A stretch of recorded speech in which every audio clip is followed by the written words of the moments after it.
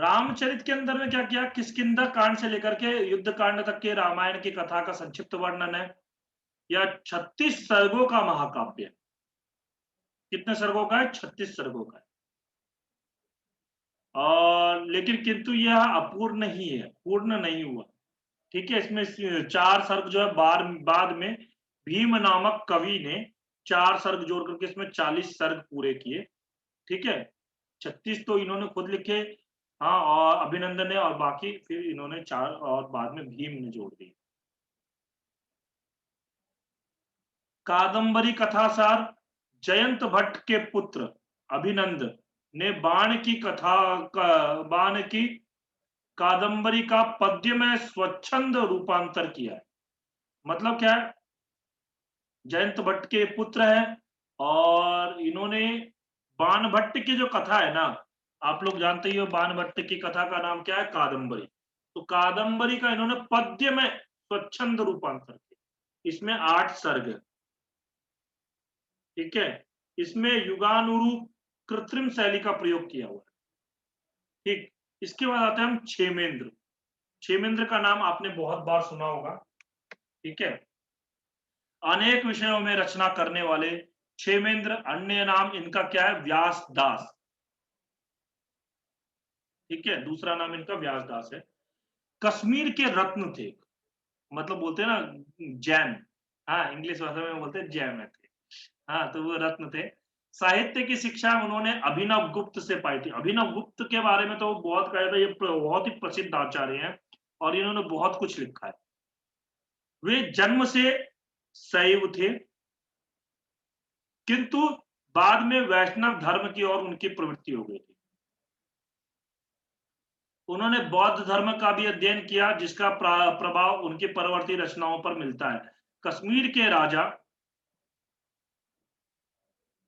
कश्मीर के राजा अनंत एवं उनकी उसके पुत्र कलश के राज्यकाल में क्षेमेंद्र का मुख्य कार्यकाल था। उन्होंने भारत मंजरी, एग्जाम में एक बार पूछा हुआ है शायद, भारत मंजरी किसकी रचना? भारत मंजरी की रचना 1037 ईस्वी में की। दशावतार चरित की रचना 1066 ईस्वी में किया।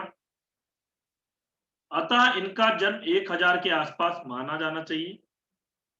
क्षेमेंद्र का युग अशांति और भ्रष्टाचार से भरा था, जिसे सुधारने के लिए उन्होंने अपनी रचनाओं को साधन बनाया।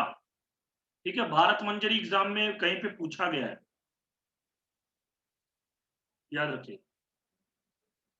अब ये क्षेमेंद्र के बहुत सारे ग्रंथ हैं, तो उनके ग्रंथों को 4 श्रेणियों में बांटा जा सकता है। पहला है महाकाव्य। महाकाव्य के अंदर में रामायण मंजरी, भारत मंजरी, बृहत कथा मंजरी, दशावतार चरित, अवदान कल्पलता। ठीक है, उपदेशात्मक काव्य। उपदेशात्मक काव्य के अंदर में कला विलास, समय मातृका, चारुचय शतक,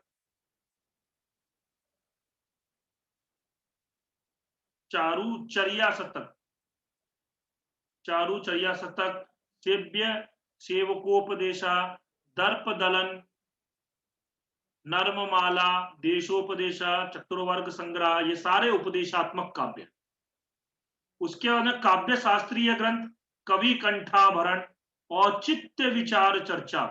इसीलिए बोलते हैं क्षेमेंद्र को क्या माना जाता है, आपके 6 संप्रदाय आप लोग जानते ही हो ना।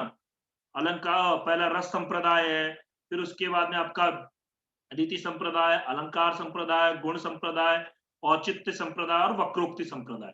ये 6 संप्रदाय हैं, और इन 6 संप्रदायों पर प्रश्न डीएसएसबी में पुराने पेपरों में पूछे गए प्रश्न। ठीक है, तो ये इसमें जो औचित्य संप्रदाय है, इस औचित्य संप्रदाय के प्रवर्तक ही माने जाते हैं क्षेमेंद्र। ठीक है, जिनके इनके ग्रंथ का नाम क्या है, औचित्य विचार चर्चा, और तथा सुवृत्त तिलक। सुवृत्त तिलक क्या है, ये आपके छंद के ऊपर में ग्रंथ है। उसके बाद प्रकीर्ण, प्रकीर्ण ग्रंथ कौन कौन से इनके, लोक प्रकाश कोश, नीति कल्प तरु, व्यासाष्टक। इस प्रकार इनकी टोटल कितनी कृतियां हो गई, 19 कृतियां उपलब्ध है। इनकी रचना के लिए उन्होंने लंबी आयु भी पाई थी। हाँ, 1075 ईस्वी के आसपास इनकी मृत्यु हुई थी। मतलब 75 साल के रहे। 75 साल लंबी आयु थोड़ी ना है। 100 होती तो लंबी मानी जाती। ठीक है, कोई नहीं। क्षेमेंद्र के महाकाव्यों में प्राचीन प्रसिद्ध ग्रंथों के नवीन काव्य रूपांतर ही है। रामायण मंजरी काव्यमाला में प्रकाशित, भारत मंजरी काव्यमाला में, इन दोनों महाकाव्यों को क्षेमेंद्र ने अपनी युवावस्था में ही पूरा किया था। हाँ, वाल्मीकि रामायण तथा महाभारत की मुख्य कथाओं का इनमें संक्षेपण, ये सब बातें। बृहत कथा मंजरी प्राचीन पैसाची ग्रंथ, गुणाढ्य कृत बृहत कथा, गुणाढ्य के द्वारा जो है बृहत कथा लिखी गई है। और वो कैसी भाषा में? पैसाची भाषा में। हाँ, बहुत बार एग्जाम में पूछा जाता है। और उसी पर क्षेमेंद्र की बृहत कथा मंजरी के बारे में भी पूछा जाता है। आप लोग शायद डीएसएसबी में पूछा गया प्रश्न है ये, मुझे लगता है, क्योंकि मैं बहुत बार इसके बारे में सुन चुका हूँ। पूछा हुआ प्रश्न है ना? कोई बताए? हरिओम। ये नेट में भी पूछे गए प्रश्न है सर। हाँ, नेट में तो पूछे जाते हैं। नहीं, नेट में तो मुझे नहीं लगता नेट में पूछा गया होगा। जी जी पूछे गए हैं सर। और ये अभी जय बता रहे थे ना आप, जय काव्य या महाकाव्य, वो भी इस बार सर डीएसएसबी में पूछा था, उसमें कितने सर्ग है करके। हर विजय, इस बार पीजीटी, हर हर विजय, विजय सॉरी, महा, हाँ। हर विजय जी महाकाव्य। जी इस बार, हाँ इस बार पूछे थे सर। नहीं, डीएसएसबी के मेरे को लगता है टीजीटी में ही पूछा हुआ प्रश्न है, क्योंकि मैंने वीडियो बनाया था एक 1.5 साल पहले, तो मुझे याद आ रहा है। पता ठीक नहीं, है। मैंने तो टीजीटी दिया नहीं है इसलिए। सही। और बाकी फिर अब इनके ये सब चीजों के बारे में ज्यादा जानने की जरूरत नहीं है, क्योंकि कैसा है, अब इसमें ही लगे मतलब समय निकल जाएगा। हाँ, इतना बहुत है, पर्याप्त है इनके बारे में, क्योंकि ग्रंथों के बारे में पता लग गया। 19 इनके टोटल ग्रंथ हैं। और औचित्य संप्रदाय के प्रवर्तक भी ये माने जाते हैं। सुब्रत तिलक इनका बहुत प्रसिद्ध है। भारत मंजरी है, रामायण मंजरी है, हाँ बहुत, बृहत कथा मंजरी है। ठीक है। मैंने शायद बताया भी था कि मंजरी मंजरी अगर हो तो क्षेमेंद्र का ग्रंथ है, ऐसा कुछ किया था। चलिए कोई नहीं। मंख, ये भी कश्मीर के निवासी थे। श्रीकंठ चरित नामक महाकाव्य भगवान शंकर के द्वारा त्रिपुर नाश के कथानक को लेकर 25 सर्गों में लिखा है। तो ये कौन है? मंख के द्वारा रचित ग्रंथ कौन सा है? श्रीकंठ चरित, जिसमें कि 25 सर्ग हैं। और ये भगवान शंकर के द्वारा त्रिपुर दाह बोला जाता है। एक तो त्रिपुर दाह भी ग्रंथ है। हाँ, और ये त्रिपुर का नाश की कथा जो है इसमें 25 सर्गों में लिखी हुई है। ठीक है। प्रसिद्ध काव्य शास्त्री रुय्यक, रुय्यक का बहुत बार पूछा जाता है, रुय्यक का ग्रंथ कौन सा है? अलंकार सर्वस्व। आप पुराने पीजीटी के पेपर देखोगे, उसके अंदर पूछा हुआ है अलंकार सर्वस्व एवं काव्य प्रकाश पर संकेत टीका के रचयिता। कौन? रुय्यक। संकेत नाम की टीका है काव्य प्रकाश पर, उसके रचयिता है। और अलंकार सर्वस्व इनका बहुत ही प्रसिद्ध ग्रंथ है, वो भी इनके द्वारा लिखा हुआ है। तो मंख के साहित्यिक गुरु थे। कौन? रुय्यक।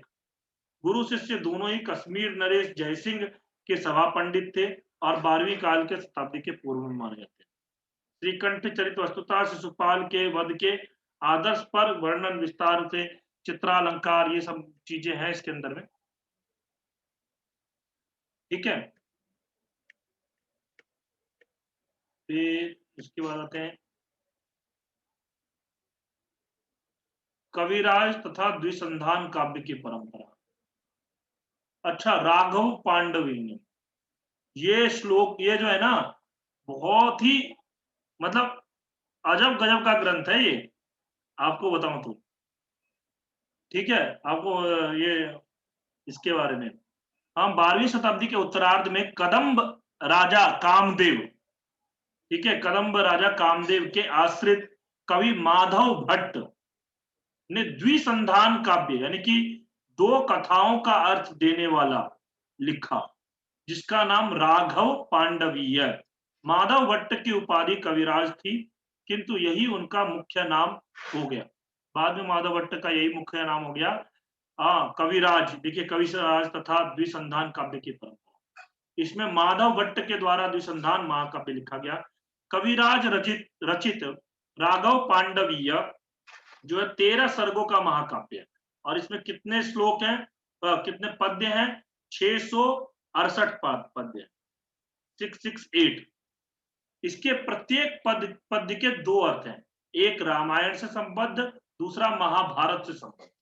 मतलब जितने भी पद्य है ना, वो एक बार मतलब एक जो है वो आपका रामायण में अर्थ निकलेगा उसका, दूसरा उसका पांडव के अर्थ में निकलेगा, मतलब महाभारत पे अर्थ निकलेगा। तो इसीलिए इसका नाम राघव पांडव है, मतलब द्विसंधान ग्रंथ है। और ऐसे ऐसे ग्रंथ बहुत से हैं। आपको संस्कृत के तो इसीलिए कहा जाता है ना, संस्कृत मतलब विश्व की सर्वोत्कृष्ट भाषा है, इसीलिए कही जाती है। राम और रावण के स्थान पर दूसरे पक्ष में युधिष्ठिर और दुर्योधन है। तो इसके प्रत्येक सर्ग के अंत में कवि ने अपने आश्रयदाता कामदेव का नाम लिया है, और ये सब बातें हैं इनके बारे में। ये देखिए, श्लेष द्वारा दो पृथक अर्थों के निवेश का एक उदाहरण है इस प्रकार से, देखिए कैसे।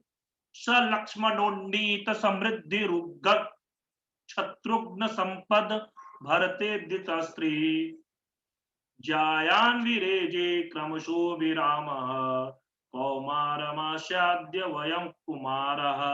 रामायण पक्ष में अर्थ लिखेंगे, इसका देखेंगे तो क्या है, लक्ष्मण से जिनकी समृद्धि बढ़ी है, उदीयमान शत्रुघ्न रूपी संपत्ति से युक्त भरत से जिनकी श्री वृद्धि हुई है, ऐसे बड़े भाई राजकुमार राम क्रमशः शोभा युक्त कुमारावस्था को पाकर सुशोभित हुए।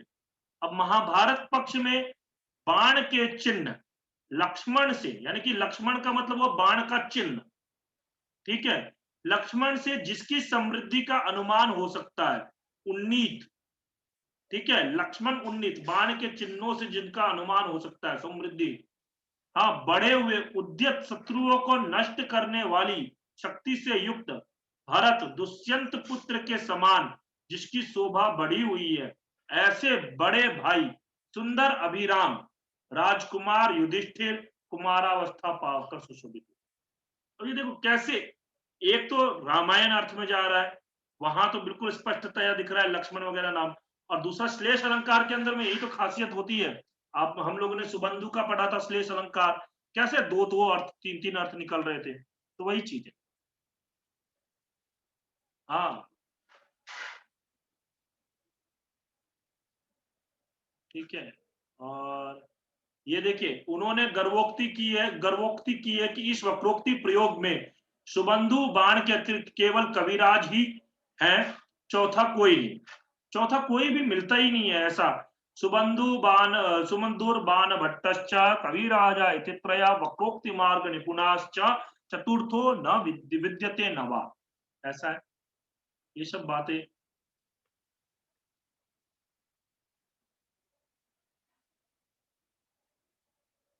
ठीक है। इसी काव्य को द्विसंधान काव्य की संज्ञा दी गई। अब धनंजय रचित द्विसंधान काव्य राघव पांडवीय है, जिसकी रचना धनंजय के द्वारा रचित भी राघव एक और भी है, ये देख लीजिए, ये हो गया द्विसंधान काव्य हो गया। फिर ऐसे ही काव्य की परंपरा चली। प्राचीनतम द्विसंधान काव्य भट्ट भीम या भौमक रचित रावणार्जुनीय है, ठीक है। इसमें कितने सर्ग हैं? आपके 27 सर्ग हैं। भट्ट भीम के द्वारा रचित रावणार्जुनीय है। क्षेमेंद्र ने अपने सुवृत्त तिलक, इसका इतना ये नहीं है। फिर धनंजय द्वारा रचित राघव पांडवी है। एक तो कविराज द्वारा रचित है, माधव भट्ट द्वारा रचित राघव पांडवी है। दूसरा इनके द्वारा भी रचित जो है ग्रंथ वो राघव पांडवी है, जिसकी रचना 1123 1123 हाँ इसमें हुई। धनंजय जैन कवि थे, अन्य नाम इनका श्रुत कीर्ति भी था, श्रुत कीर्ति, ठीक है। राजशेखर के नाम से सुक्ति मुक्तावली में इनकी प्रशस्ति मिलती है। द्विसंधाने निपुणताम सताम चक्रे धनंजय, ऐसा मिलता है। इसके बाद आते हैं हरदत्त सूरी के द्वारा रचित जो है कौन सा ग्रंथ है? राघव नैषधीय। इसमें राम और नल की कथाएं एक साथ मिलती हैं।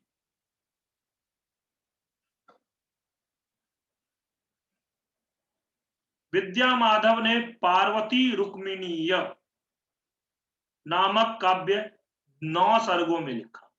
पार्वती रुक्मिणीय, ठीक है।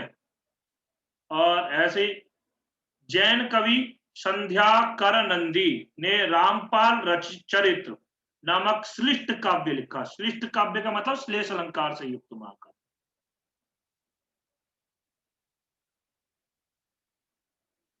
ये डीएसएसबी के लिए है या क्या चीज पूछ रहे हैं अनु जी? आप ग्रुप में हो?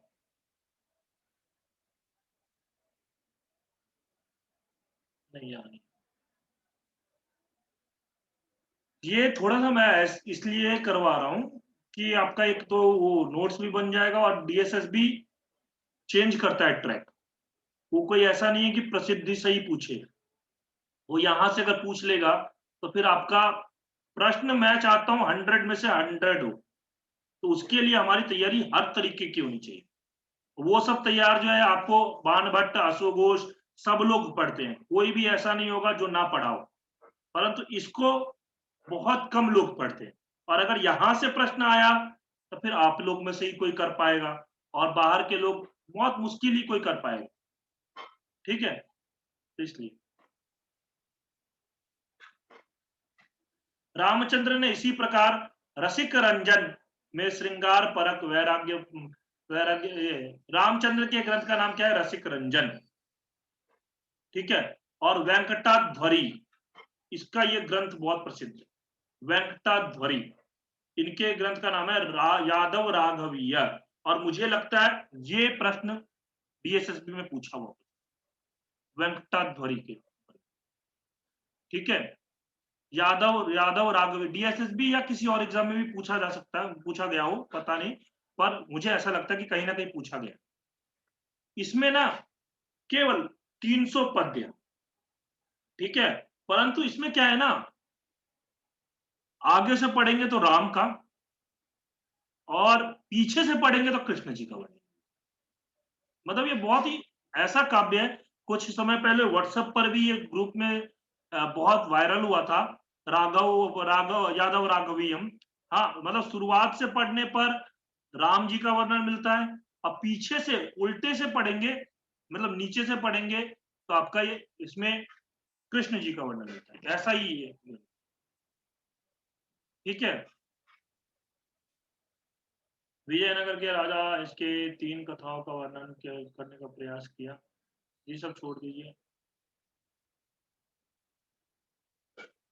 इन सबसे आगे मेघ विजय उपाध्याय नामक जैन कवि का सप्त संधान महाकाव्य, जो 9 सर्गों का है। सप्त संधान महाकाव्य 9 सर्गों का है। इसमें बलराम कृष्ण के अतिरिक्त 5 तीर्थंकरों का वर्णन किया गया है, ठीक है। ये सप्त संधान याद रखिएगा, मेघ विजय का है। अब हम लोग आते हैं जो कि हमारे प्रसिद्ध कवि हैं श्रीहर्ष। श्रीहर्ष का नाम तो सबने सुना होगा, संस्कृत साहित्य के अंदर में श्रीहर्ष का नाम अगर आपने नहीं सुना तो आपने संस्कृत साहित्य पढ़ा ही नहीं। क्योंकि कहा भी जाता है उदिते नैषधे काव्ये क्वामागा क्वच भार। किसी को कुछ बोलना है? हरिओम।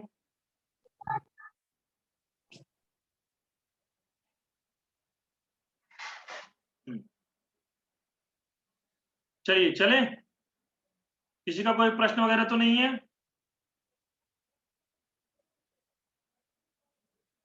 हरिओम, चले आगे। जी सर। अब देखिए बृहत्त्रयी महाकाव्य कल भी मैंने बताया था। बृहत्त्रयी कौन कौन से हैं आपके? सबसे पहले हुआ आपका किरातार्जुनी है, दूसरे नंबर पे हुआ शिशुपाल वध, और तीसरे नंबर पे हुआ आपका नैषधीय चरित्र।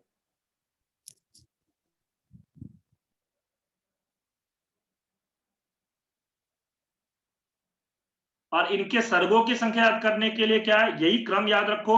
इसमें 20 नहीं, इसमें 18, इसमें 20 और इसमें 22, ऐसे इस सर्ग की संख्या याद हो जाएगी। हाँ, कोई बड़ी बात नहीं है, नेट के परीक्षा वगैरह में मिलान किया जाता है और आपके डीएसएसबी में पूछा ही जाता है। और इनके मल्लिनाथ टीकाओं के बारे में कोई बता सकता है कि इसमें मल्लिनाथ टीका कौन कौन सी है? कल मैंने बताया था, एग्जाम में पूछने वाले सवाल है इसलिए। संजीवनी, किरातार्जुनीयम पद कौन सा है? घंटापथ गुरुजी। घंटापथ, बहुत बढ़िया। शिशुपाल वध पर कौन सा है? सर्वंकसा। सर्वंकसा। हाँ, सर्वंकसा। और नैषधीय चरित पर कौन सा है? जीवातु। जीवातु। ये तीनों याद रखिएगा। संजीवनी जो टीका है ना, वो किसकी है? कालिदास के द्वारा रचित जो ग्रंथ है, रघुवंश और आपका ये मेघदूतम, इन दोनों पर मिलता है। कुमार संभव पर भी टीका जो है उसकी संजीवनी ही नाम है, परंतु वो टीका लेकिन वो अपूर्ण है, पूर्ण नहीं है। वो टीका अष्टम सर्ग तक है, मैंने कल बताया भी था। हाँ, आप लोग मतलब अष्टम सर्ग तक ही, क्योंकि वो जो वर्णन है ना, मैंने खुद ट्राई किया था, आपको बता नहीं सकता, मैं मेरे से पढ़ा नहीं गया अष्टम सर्ग के आगे का कहानी। ऐसा कालिदास ने वर्णन किया है ना कि अब आप लोग सारे ईमेल हो तो मैं बोल नहीं सकता, मतलब उसमें इतना बेकार उन्होंने वर्णन किया, वो भी शिव पार्वती जी के बारे में। तभी तो क्या है, उनको कुष्ठ रोग हो गया था, ऐसा मिलता है, वैसा नहीं करना चाहिए था उनको। खैर ठीक है, कालिदास जी हैं। चलिए, इनका महाकाव्य नैषधीय चरित है। नैषध चरित अलंकार, रसमयी, विचित्र, सुकुमार, हाँ, दोनों मार्गों के, दोनों पद्धतियों का संबंध है। और भारवी प्रवर्तित चित्रालंकार की प्रवृत्ति इसमें नहीं है। चित्रालंकार जानते ही हो ना, हाँ, वो आपका जो आपका ये देख सकते हो, नुन ये सब वाला, इस प्रकार के। 15वें सर्ग में। हाँ, फिर भी कल्पनाजन्य इसके द्वारा मार्ग के काव्यों से भी आगे बढ़ा देते हैं। और ऐसा कहा जाता है क्या, ऐसा है, प्रशंसोक्ति नहीं है, ऐसा कहा जाता है कि जब उदित नैषधीय काव्य, जैसे हम बोलते हैं आपका माघ का शिशुपाल वध आ गया तो भारवी को कौन पूछेगा, भारवी को कोई नहीं पूछता। लेकिन जब नैषधीय चरित आ जाता है तो माघ और भारवी दोनों में से किसी को कोई भी नहीं पूछता है। नैषधीय चरित इतना बढ़िया है, ठीक है। और ये प्रशंसोक्ति है, उदिते नैषधीय काव्ये क्व माघा क्वच भारवी। इनका जीवन वृत्त देखो, इन्होंने अपने जीवन वृत्त में खुद ही बताया है। श्रीहर्ष के पिता का नाम श्रीहीर और माता का नाम मामल्ल देवी। नेट के एग्जाम में पूछा गया प्रश्न है, ठीक है, 2-3 बार पूछा गया, 2 बार तो लगातार पूछा उन्होंने। श्रीहर्षम कविराज राज मुकुटा लंकार हीरः सुतम श्रीहीरः शुशुवे जितेंद्रिय चयम मामल्ल देवी चयम। ठीक है, इस प्रकार से उन्होंने खुद ही बताया है कि उनके पिता का नाम श्रीहीर और माता का नाम मामल्ल देवी। कान्यकुब्ज यानी कि कन्नौज नरेश जयचंद्र के उनके आश्रयदाता थे। जयचंद्र के बारे में आप लोग जानते ही होंगे, जिसे कहा जाता है कि मतलब दगाबाज, धोखेबाज, जो भी कह लो, ठीक है। कश्मीर के बड़े बड़े विद्वान उनके आश्रयदाता थे, ये सारी बातें हैं। और इन्होंने ना एक ग्रंथ लिखा, खंडन ये क्या है, खंडन खंड खाद्य, खंडन खंड खाद्य आदि कई ग्रंथ लिखे हैं इनके। ये बहुत प्रसिद्ध ग्रंथ है, हाँ, खंडन खंड खाद्य। मतलब श्रीहर्ष ने इस महाकाव्य को जानबूझकर सायास क्लिष्ट बनाया, बहुत खुद जानबूझकर क्लिष्ट बनाया, जिससे कोई दुष्ट इसके साथ खिलवाड़ ना करे। इससे 2 निष्कर्ष निकलते हैं। पहला यह है कि उन्हें अपने पांडित्य पर गर्व था, दूसरा यह कि उन्हें आलोचकों से घृणा थी। हाँ, विद्वानों का वे आदर और दंभी विद्वानों का वो तिरस्कार करते थे। दंभी लोग उनका अपमान करते थे चेदंतर मदयति सुधिभूया सुधिया किमस्या नाम स्यादरसा पुरुषा नादरा भरे। ये सब बातें हैं इनके बारे में। देखिए, कुछ किंवदंतियां प्रचलित हैं जो रोचक किंतु अप्रामाणिक। एक किंवदंती के अनुसार श्री हीर को नैयायिक उदयनाचार्य ने शास्त्रार्थ में पराजित कर दिया। श्री हर्ष ने पिता का प्रतिशोध, तो श्री हीर कौन? श्री हीर जो है वो उनके पिता हुए श्री हर्ष के, तो उनको उदयनाचार्य ने उदयनाचार्य नैयायिक, बहुत बड़े नैयायिक हुए। हाँ, उन्होंने क्या किया? पराजित कर दिया। तो श्री हर्ष ने पिता का प्रतिशोध करने के लिए उदयन को हरा कर लिया। दूसरी किंवदंती के अनुसार काव्य प्रकाशकार मम्मट उनके मातुल थे। मातुल का मतलब क्या होता है? मामा। श्री हर्ष जब अपने काव्य की रचना करके अपने मामा को दिखाने के लिए पहुंचे तो श्री हर्ष को हतोत्साह करते हुए कहा कि इसे तुम पहले लाते तो काव्य प्रकाश में दोष पकड़ने के लिए मुझे दो उदाहरण जो है ढूंढने की जरूरत नहीं पड़ती। उसी उदाहरण, वो मतलब सभी उदाहरण यही मिल जाते। काव्य जब ये ग्रंथ लेकर के गए ना मम्मट के पास में, ये कहानी मिलती है हाँ, कि तो उन्होंने कहा अरे अब आए हो, अभी इससे पहले अगर आते ना थोड़ी देर पहले तो मेरे को दोष प्रकरण जो मैं लिख रहा था उसके लिए मेरे को अलग अलग जगहों पर उदाहरण ढूंढने की जरूरत नहीं पड़ती, तुम्हारे ग्रंथ में सारे मिल जाते उदाहरण। ठीक है, तो मतलब ये बेइज्जती करने वाली बात है। श्री हर्ष ने क्षुब्ध होने पर नैषधीय चरित के एक पद्य तब वर्तमनि वर्तताम शिवम, ये आप नोट करके रख लीजिए क्योंकि ये सूक्ति है और सूक्ति पूछ करके आपसे ये कह सकता है कि कहाँ का है। तो तब वर्तमनि वर्तताम शिवम, ये आपका यहाँ का है, को दिखाया जिसमें एक अभीष्ट अर्थ है तुम्हारे मार्ग में कल्याण वर्तमान रहे के अतिरिक्त पद भेद से तब वर्तम निवर्तताम शिवम, यहाँ पे तब वर्तमनि वर्तताम शिवम, नी को इधर जोड़ दिया तो तुम्हारे मार्ग में कल्याण वर्तमान रहे, यानी कि हमेशा कल्याण रहे। ठीक है, तब वर्तम निवर्तताम शिवम एक अनिष्ट अर्थ भी निकलता है, तुम्हारा मार्ग शुभ से रहित हो जाए। ठीक है, तो ये ऐसे करके अर्थ निकलते हैं। और इनके ग्रंथों का नाम देख सकते हो, स्थैर्य विचार प्रकरण। ठीक है, सर्गांत पद्यों में श्री हर्ष ने रचनाओं का उल्लेख किया है। स्थैर्य विचार प्रकरण 4 सर्ग का है। श्री विजय प्रशस्ति 5 का है। और आपका खंड खाद्य, यार मेरे बार बार खंड खाद्य आ रहा है, खंड खाद्य, ये फिर उसके बाद में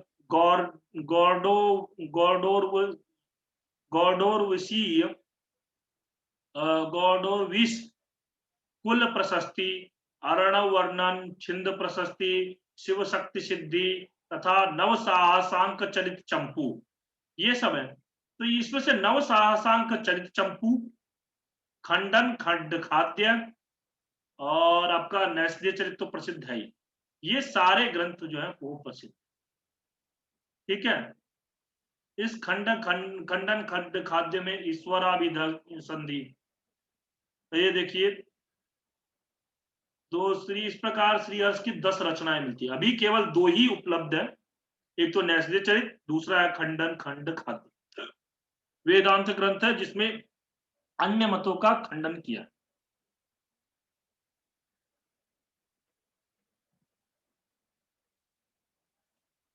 काल वगैरह इतना इंपॉर्टेंट नहीं है इनका।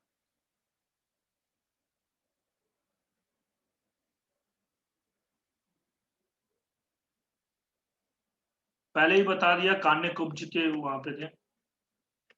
नैषधीय चरित कितने सर्गों का है? 22 सर्गों का है।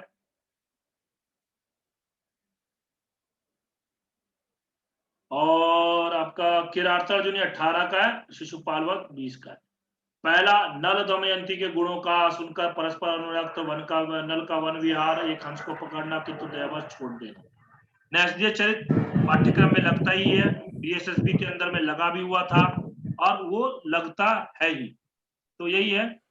एक चीज एक जगह पर एग्जाम में पूछा गया था, ये आप लोग लिख करके रख लीजिए, जो वहां पर ना आपका दमयंती का स्वयंवर जो हुआ था, वहां पर किन किन देवताओं ने नल का रूप ले लिया? ठीक है, इंद्र, अग्नि, यम, वरुण, ये नल को दूत बनाकर दमयंती के पास भेजा था।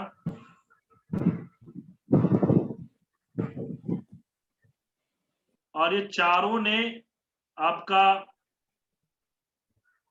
नल का जो है रूप ले लिया। इस प्रकार श्लेष ना, यहां पर ऐसा श्लेष उन्होंने वर्णन किया है कि देखिए, इंद्र, अग्नि, यम और वरुण के अतिरिक्त नल का श्लेष युक्त पंचार्थ प्रतिपादक श्लोकों में सरस्वती द्वारा वर्णन है। मतलब वहां पर सरस्वती के द्वारा वो वर्णन करवाते हैं और एक श्लोक से 5 अर्थ निकालते हैं। ठीक है, ऐसा श्लेष युक्त वर्णन। ठीक, एक बार एग्जाम में कहीं पूछा हुआ है कौन कौन जो है, कौन कौन देवता नल के रूप में है, तो इंद्र, अग्नि, यम और वरुण, तो वहां पर 5 हुए। दीक्षा जी कुछ बोलना चाह रही हैं? हाँ जी गुरुजी, ऐसे भी आता है पंचनली के नाम से, कौन सा वो सर, हाँ पंचनली के कौन सा सर्ग में वर्णन है? हाँ बिल्कुल। 13वें सर्ग में। तो ये सर्ग का नाम तो देख लीजिए, यहाँ पे मैंने बताया नहीं सर्ग का नाम, जैसा आपने कहा ये रहा नहीं, 13वां सर्ग। हाँ 13वें सर्ग में वर्णन है गुरुजी। हाँ, हाँ जी।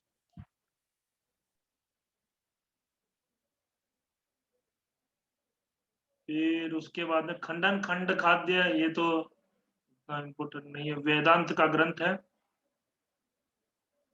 और हम लोग पढ़ चुके थे अमुष्य विद्या रसनाग्र नर्तकी त्रयीव नीतांग गुणेन विस्तरम अगाता अष्टादशताम जिगीषया नवद्वया द्वीप पृथक जय श्रियम। हमारे में अदस शब्द अमु, हाँ इसका अदस शब्द का ही षष्ठी विभक्ति एक वचन पूछा हुआ था, तो अमुष्य।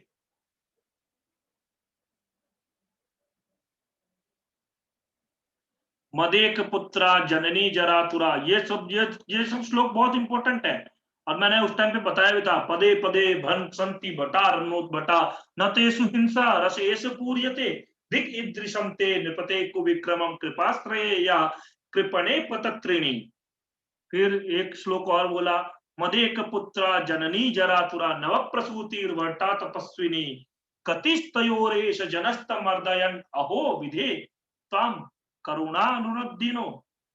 हाँ, ये तो बहुत इंपॉर्टेंट है।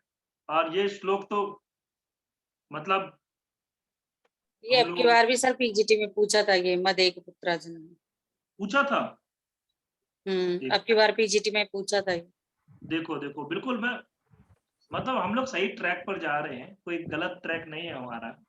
और मैं तो ये मानता हूं कि हम लोग 100 में से 100 क्वेश्चन जब करके आएंगे सही, तब तब देखना फिर तो।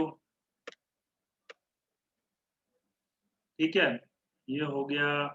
और नैषधम विद्वद औषधम, नैषधम विद्वद औषधम, ये उक्ति होती है, प्रसिद्ध है ना। ये तो इस प्रकार के प्रश्न तो नहीं होते, नैषधम विद्वद औषधम या डैश विद्वद औषधम करके दिया जा सकता है। एक आता है, बोला जाता है भागवत पुराण के विषय में है, विद्यावताम भागवते परीक्षा। परीक्षा जो है विद्यावताम भागवते है, मतलब जो कोई कितना विद्वान है उसकी परीक्षा कहाँ होती है? भागवत में। हाँ, भागवत जो है श्रीमद् भागवत, ये श्रीमद् वो नहीं, भगवत गीता नहीं, भागवत महापुराण, उस महापुराण में होती है। और इसमें जो है इन्होंने व्याकरण, न्याय, वैशेषिक, सांख्य, योग, वेदांत, मीमांसा, चारवाक, जैन, बौद्ध, सभी दर्शनों का इन्होंने कठिन सिद्धांतों का जहां जहां जहां तहां वर्णन किया है। देखिए, व्याकरण का प्रयोग यहाँ मिलता है, न्याय का प्रयोग, वैशेषिक का प्रयोग, दर्शन नास्तिकवाद का, सबका प्रयोग यहाँ पे दिखा रखा है। हमें इतना देखना तो नहीं है। ठीक है, अब परंपरागत काव्य देखते हैं। इसमें परंपरागत काव्य उतने इंपॉर्टेंट नहीं है। नर नारायण आनंद,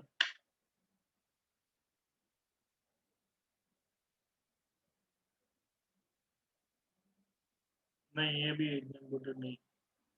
यादवाभ्युदय, हाँ ये सब इंपॉर्टेंट है, यादवाभ्युदय वगैरह आ जाते हैं।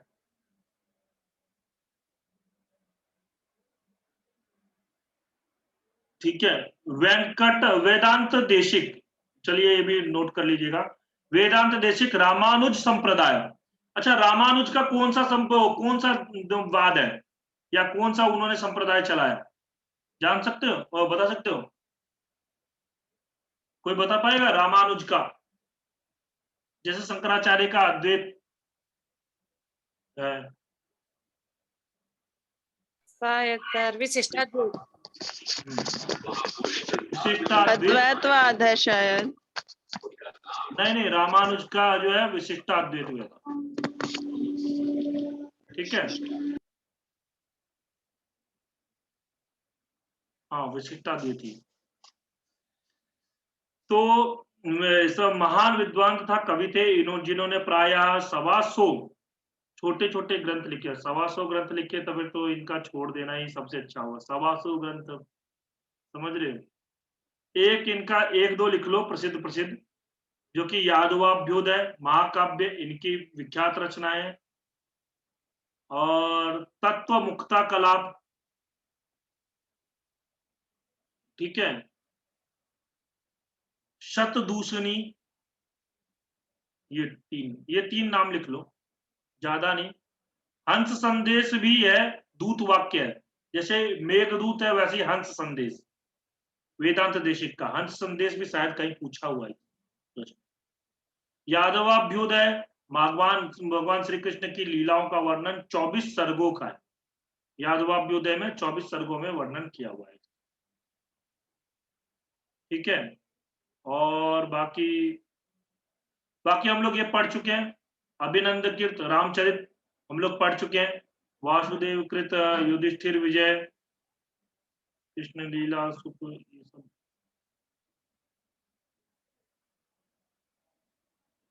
इतनी ज्यादा चीजें नहीं करनी चाहिए, तो इसीलिए मैं इसमें से जो जो इम्पोर्टेंट है वो बता देता हूं आपको। नीलकंठ के द्वारा विरचित शिव लीला लीलार्णव